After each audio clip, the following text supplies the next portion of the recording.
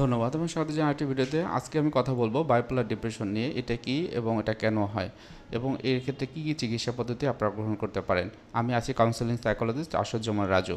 খুবই গুরুত্বপূর্ণ একটি ডিসঅর্ডার রয়েছে যেটি অনেক ক্ষেত্রে সিভিয়ার থাকে, আপনারা অনেকেই জানেন, যেটিকে বলা হয় বাইপোলার মুড ডিসঅর্ডার। এর আবার বিভিন্ন টাইপ রয়েছে, বাইপোলার টাইপ 1, বাইপোলার টাইপ 2।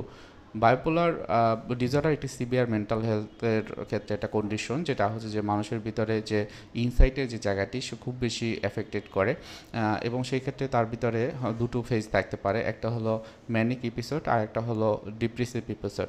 ডিপ্রেশনের কথা আপনারা সবাই জানেন যে যার ভিতরে ডিপ্রেশন থাকে তার বিভিন্ন রকমের শারীরিক এবং মানসিক লক্ষণ প্রকাশ পায়, এবং যাদের ক্ষেত্রে বাইপোলার ডিপ্রেশন থাকে সেক্ষেত্রে বলা হয় যে এখানে একটি ক্ষেত্রে তারা ম্যানিক ফেজে থাকে, অর্থাৎ ম্যানিয়ার যে সিমটমগুলো তাই সেগুলো থাকে, সাথে সাথে তার ভিতরে যে ডিপ্রেশনের যে সিমটমগুলো সেগুলো থাকে।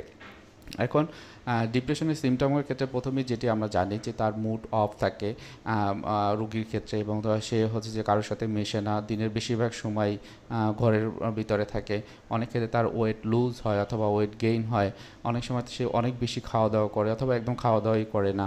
তার বন্ধুবান্ধব আত্মীয় স্বজন থেকে সব থেকে দূরে থাকে।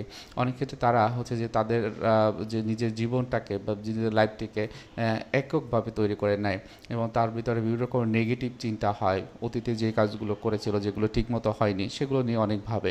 তো এই যে ডিপ্রেশনের যে সিমটমগুলো তার ভিতরে থাকে, এবং অনেক ক্ষেত্রে যে হয় কি ম্যানিক ফেজের সিমটমগুলো আপনারা অনেকেই জানেন, হয়তো সে অনেক বেশি হাসে, আবার যখন কাঁদে তখন অনেক বেশি কাঁদে, আবার নিজেকে অনেক ক্ষেত্রে একটু বড় মনে করে। অনেক ক্ষেত্রে তারা একই সাথে দু তিনটি কাজ করে ফেলতে চায়, তারা মনে করে এই পৃথিবীর অনেক কিছু আছে তারা করতে পারে। এই যে ম্যানিক এপিসোডের বিভিন্ন রকমের সিমটম থাকে যেগুলো হচ্ছে যে এই যে বাইপোলার মুড ডিসঅর্ডারের ভিতরে পড়ে। সুতরাং যাদের ভিতরে বাইপোলার মুড ডিসঅর্ডার আছে সেক্ষেত্রে কিন্তু তাদের এই যে ডিপ্রেশনের সিমটম এবং ম্যানিকের যে সিমটম সেটি কিন্তু আসতে পারে।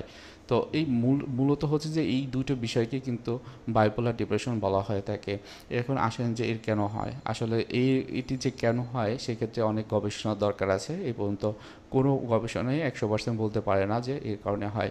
তবে অনেক ক্ষেত্রে বিভিন্ন বিষয়ে বলা হয় যে জেনেটিক্যাল যে পার্সপেক্টিভটা খুবই গুরুত্বপূর্ণ। সেক্ষেত্রে অনেকে বলে যে 85%-এর ক্ষেত্রে যে জিনগত যে প্রভাবটি পড়ে। আবার অনেক ক্ষেত্রে দেখা যায় যে পরিবেশগত কারণে, অর্থাৎ সেই যে পরিবেশে থাকে সেই পরিবেশে এতটা স্ট্রেস বা অ্যাংজাইটির ভিতর দিয়ে যেতে হয়, মানসিক চাপের ভিতর দিয়ে যেতে হয়, একটা সময় তার ভিতরে একটা বিভিন্ন রকমের সাইকোলজিক্যাল যে বিষয়গুলো, অর্থাৎ তার ভিতরে স্ট্রেস, অ্যাংজাইটি বা ডিপ্রেশনের সিমটমগুলো থাকে, এবং অনেক দিন ধরে যদি এটা কন্টিনিউ থাকে এবং সেটি যদি ট্রিটমেন্ট বা চিকিৎসা না নেওয়া হয় সেক্ষেত্রে কিন্তু এই যে বাইপোলার ডিপ্রেশন সেটি হওয়ার সম্ভাবনা থাকবে। এখন কথা হলো, কারো ভিতরে যদি এটি হয়েই যায় তখন চিকিৎসাটা কী করার। চিকিৎসাটি হবে এই রকম যে এখানে আপনি সেলফ হেল্প টেকনিক হিসেবে কোনো বিষয় বা কোনো প্রসেস না নিয়ে বরং একজন প্রফেশনাল সাইকাটিস্টের কাছে যেতে হবে। সে প্রথমে ডায়াগনোসিস করে, বিভিন্ন রকমের লক্ষণ পর্যবেক্ষণ করে, তারপরে হচ্ছে যে আপনাদেরকে ওষুধের যে চিকিৎসা সেটি দেবেন।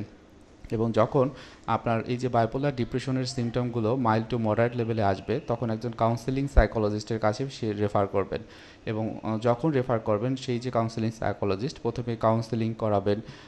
এরপর বিভিন্ন রকমের সিবিটি বা কগনিটিভ বিহেভিয়ার থেরাপি বেসড বিভিন্ন রকমের থেরাপি রয়েছে আপনারা জানেন, সেই যে থেরাপিউটিক প্রসেসগুলো তাদের ক্ষেত্রে অ্যাপ্লাই করবেন।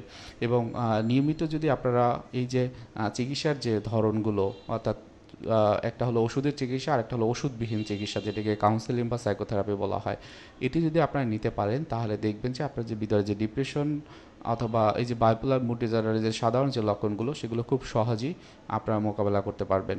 আশা করি সবাই বুঝতে পেরেছেন। সবাই ভালো থাকবেন। কারো কোনো বিষয় জানা থাকলে অবশ্যই কমেন্টে জানাবেন। ধন্যবাদ। আসসালামু আলাইকুম।